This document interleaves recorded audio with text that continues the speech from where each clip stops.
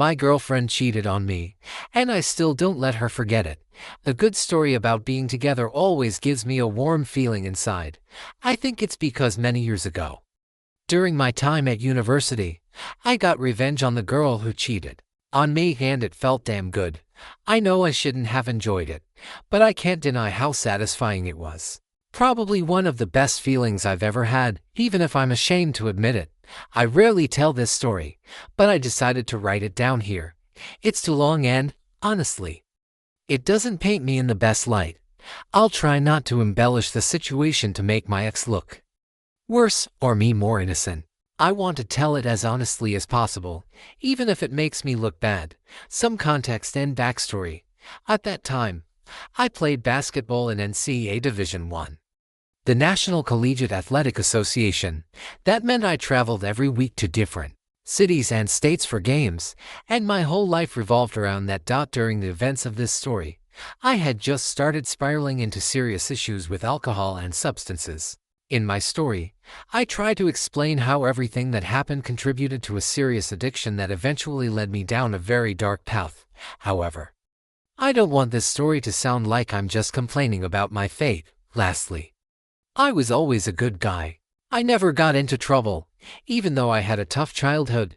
Still, I stayed kind to people and usually did the right thing. I chose the noble path when it came to relationships. I knew cheating existed, but at the time, I believed it would never happen to me. I believed that because I was the ideal boyfriend and only chose the best girls, cheating would never be a part of my life. I was perhaps a bit too confident, that kind of youthful arrogance guys have in their early 20s. Now to the actual story. I was in my third year of university. A year earlier, I had broken up with a girlfriend I'd dated for 3 years since high school. I chalked that experience up to a lesson, and now had a better idea of what to look for in a new girlfriend. I thought the next girl I had a serious relationship with would become my wife and the mother of my children. Yeah, I was young and dumb, and thought I knew everything. I noticed a girl at university, let's call her Lisa. I often saw her at the athletic center, where our university's gym and locker rooms were. Lisa was a track athlete and a damn good one.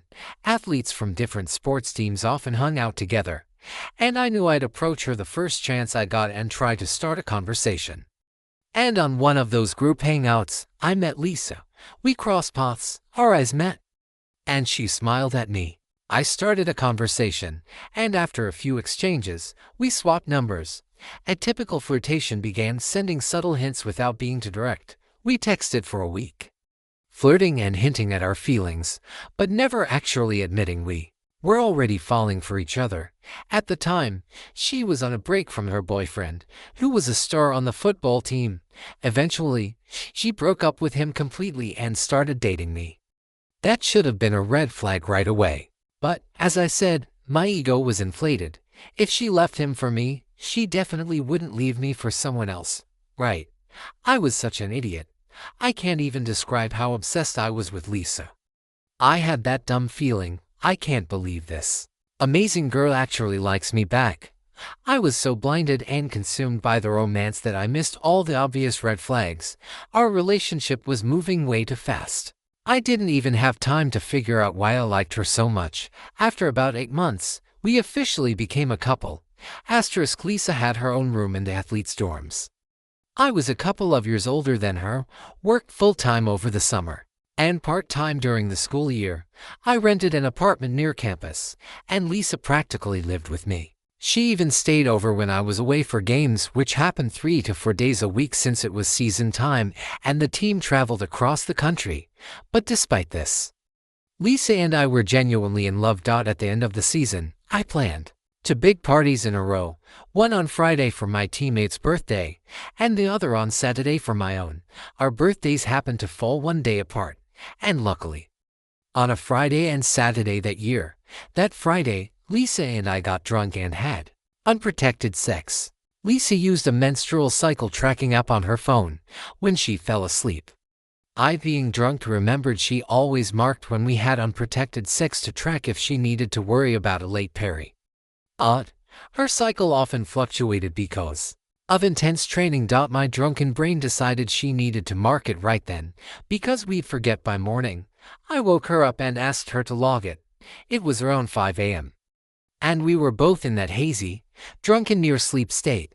She unlocked her phone, opened the app, and immediately passed out again. So I took the phone and tried to figure out how to make the note myself. Just for context, during our relationship, Lisa had full access to my phone and computer. She was extremely insecure and constantly suspected me of something. I didn't care if she never found anything, because I never did anything shady. Looking back now, I realized that was a huge red flag I ignored. But at the time, I was sure she'd never cheat. So this wasn't a case of a suspicious guy snooping through his girlfriend's phone and finding evidence. No, I genuinely just wanted to add a calendar note and didn't suspect a thing. When I opened the app, I saw a ton of different colored marks.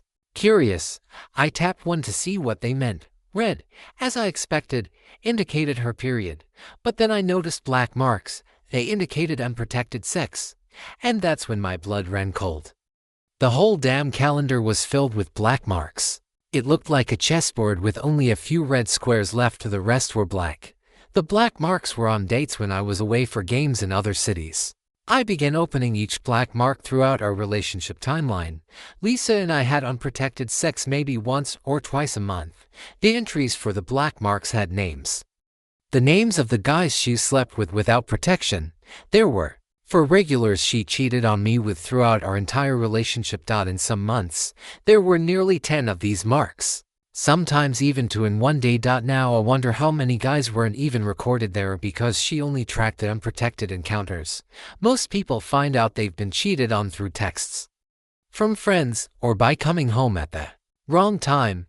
I stumbled on a goddamn accounting log of her cheating, nearly down to the minute, with details on when and with whom she had unprotected sex. One of those guys was her ex, the same one she had supposedly left for me.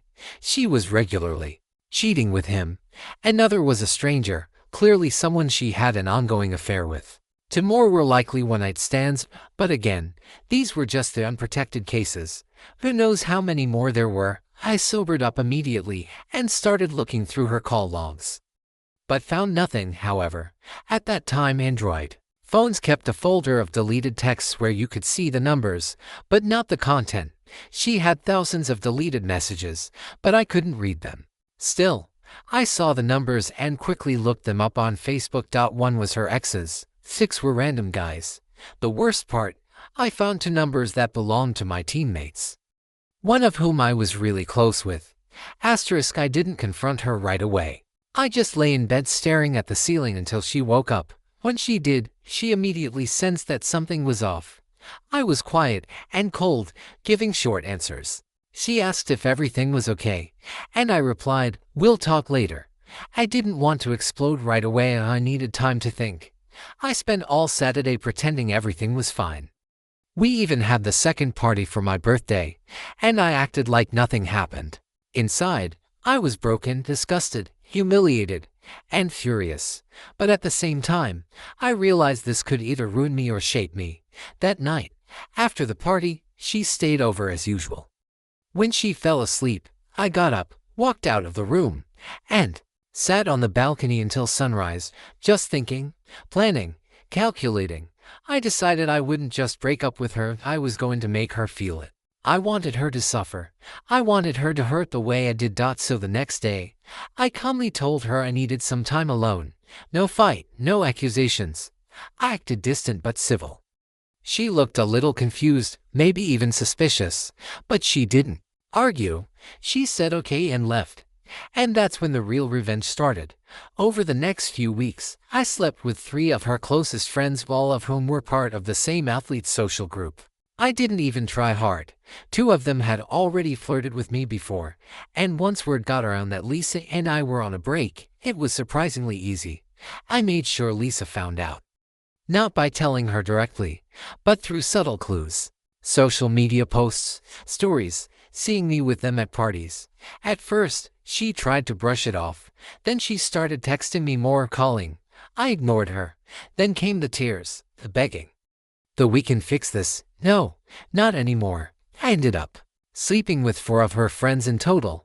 2 of them knew she had cheated on me. One even told me she always thought Lisa didn't deserve me. The other 2 didn't care either way, they just liked the attention. By then, Lisa was desperate. She showed up at my apartment crying. I let her in, let her talk. She tried to explain herself. Blamed it on feeling neglected, needing validation, and all the usual crap. I just sat there listening, nodding occasionally. When she finished, I said, I know. She looked at me confused. You know what? I know about the calendar. I know about the black marks. I know everything. Her face turned white. She started stammering, trying to deny it, then begged me not to leave her, promised she'd change. That it didn't mean anything, that it was just sex. I told her, you didn't just cheat. You made a habit out of it. You made a spreadsheet. You scheduled your cheating like gym sessions. This wasn't a mistake, it was a lifestyle. She had nothing to say, just tears and shaking and silence. I told her to leave and never come back. After I told her to leave, she tried contacting me for weeks.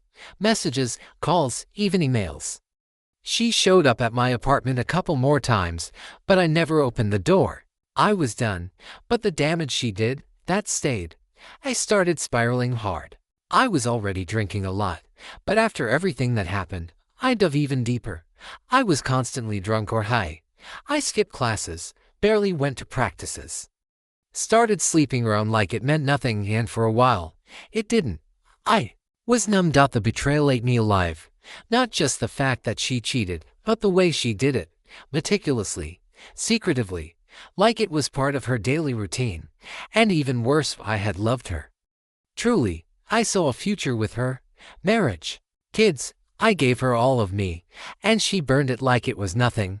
For a while, revenge helped. Sleeping with her friends gave me this sick sense of power, like I had control again.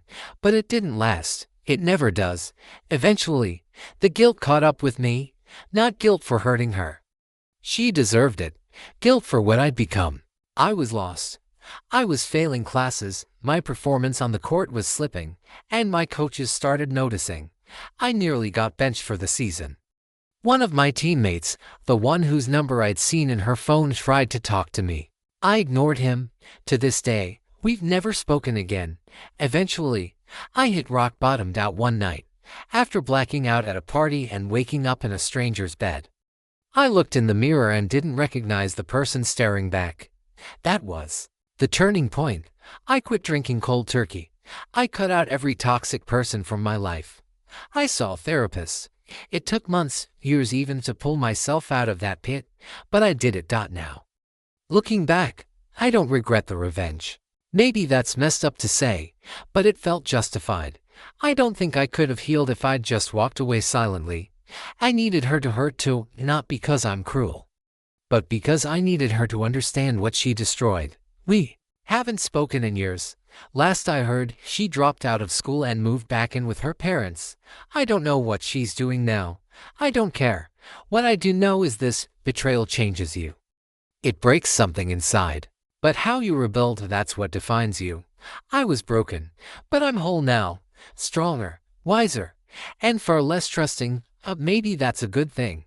If you've ever been cheated on, just know it's not your fault. It doesn't mean you weren't enough. It means they were never worthy of what you gave them.